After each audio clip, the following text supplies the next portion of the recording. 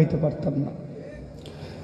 যে ঢোল বাজাচ্ছে তার ভিতরে যথেষ্ট পরিমাণ তাল লয় আছে, তার তাল থেকে যদি সে বের হয়ে যায় তাহলে সে বাজাইব ঠিক, ওই বাজানিতে প্রেম থাকবে না। একজন প্যাড বাজাচ্ছে, সেও প্যাড বাজাচ্ছে, তার মধ্যেও তাল লয় আছে, কিন্তু সে যদি তার ধ্যান থেকে বের হয়, আমি গান গাই, আমার গানের মন থেকে যদি আমি বের হয়ে যাই, আমি গান গাইতেছি কিন্তু আমি যদি আমার সুর থেকে মনটা সরাই ফেলি, ওই সুরটাতে কখনো প্রেম হবে না। তা আমরা যাই করেছি, চেষ্টা করব বাকিটা রাত্র একটু মহব্বতের সাথে দু একটা গান আমরা সবাই মিলে গাওয়ার জন্য। একটু লাউডটা কম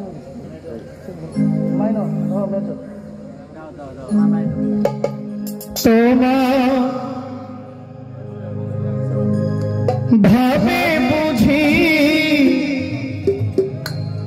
এখন আমার নেই প্রয়োজন।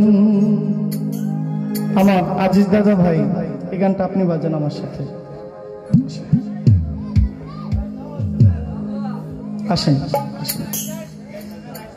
আমার খুব ভালোবাসার একজন গান শুনতে আসছেন, উনি একজন ঢোলবাদক,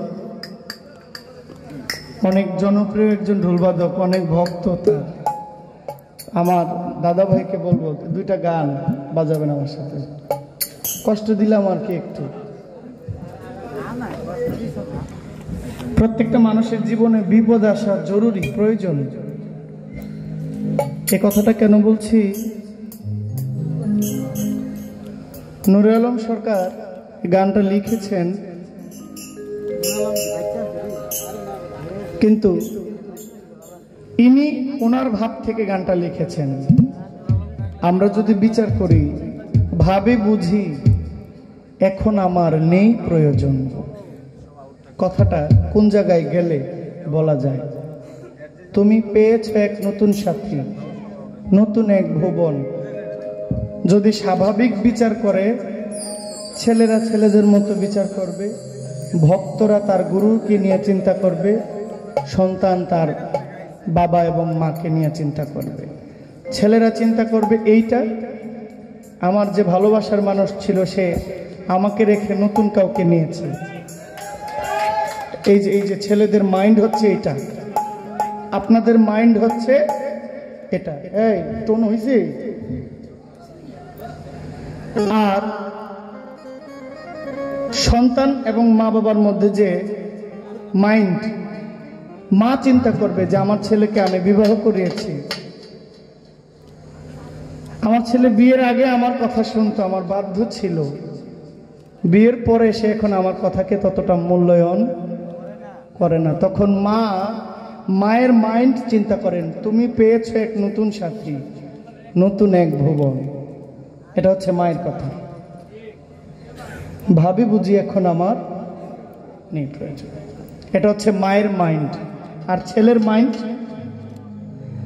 আর একজন ভক্তের মাইন্ড, একজন গুরুর মাইন্ড, একজন গুরু। এই কি আপনাদের গানটা গাইতেছিল? একজন গুরুর মাইন্ড হচ্ছে, কিছু ভক্ত আছে যারা কয়েকজনকে দয়াল বানায় রাখে,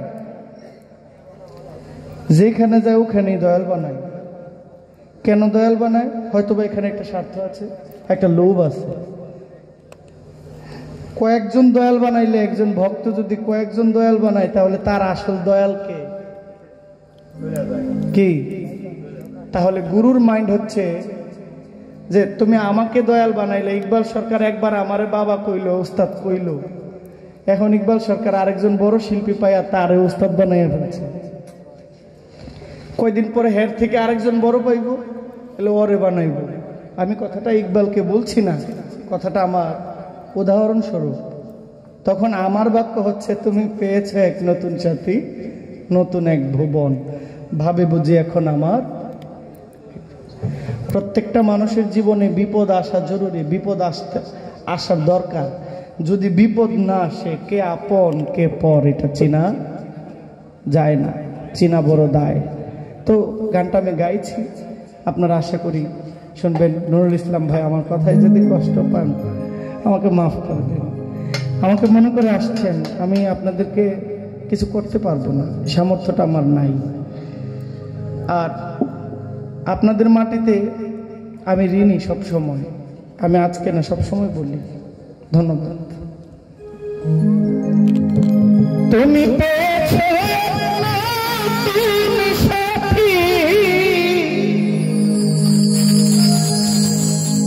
তোমার নতুন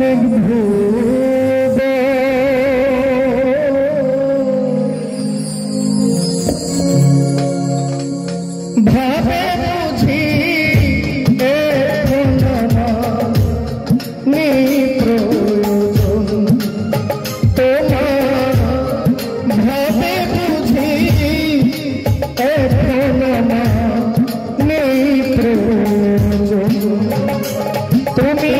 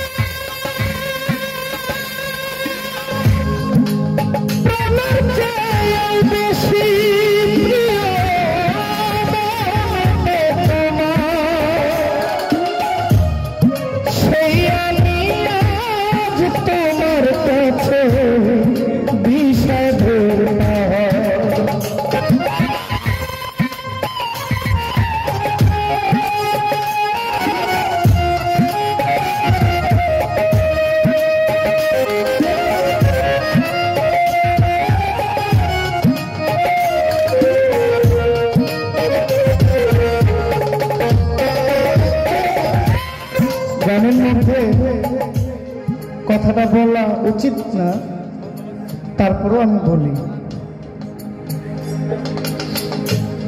একটা গান আপনারা শুনেছেন, খুব জনপ্রিয়, সারা পৃথিবীতে গানটা জনপ্রিয়। আমায় নহে গো ভালোবাসো মোরে, শুধু ভালোবাসো মোর গান। বনের পাখিরে কে চিনে রাখে, গান হলে অবসান। আমাকে সহ্য করতে পারে না, আমাকে দেখতে পারে না,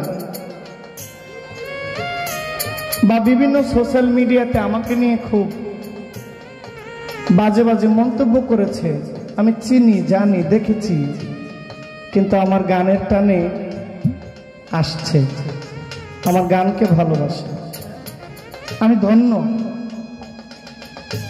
আমাকে দেখতে পারেন না, আমাকে ভালো লাগে না, আমি খারাপ, আমার গানকে তো ভালোবাসেন, এটাই তো আমার পাওয়া।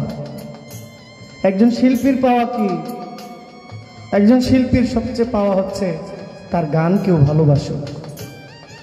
আমায় নহে গো ভালোবাসো মোরে, আমি ভালোবাসার দরকার নাই, আমার গানকে তো ভালোবাসেন, এটাই আমার কাছে বড় পাওয়া।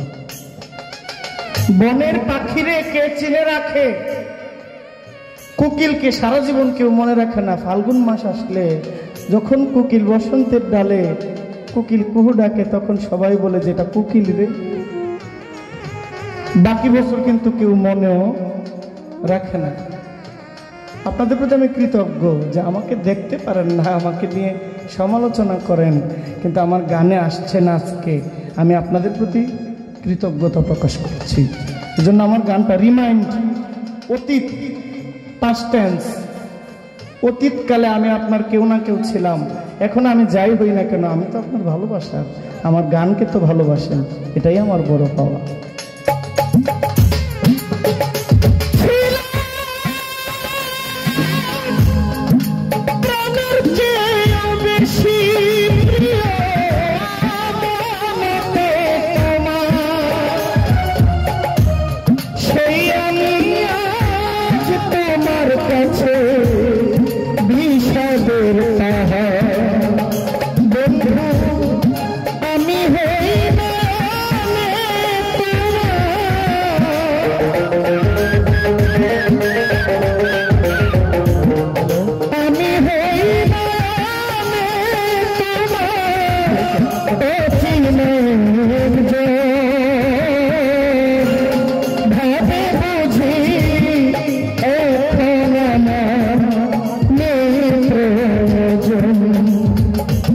তোমার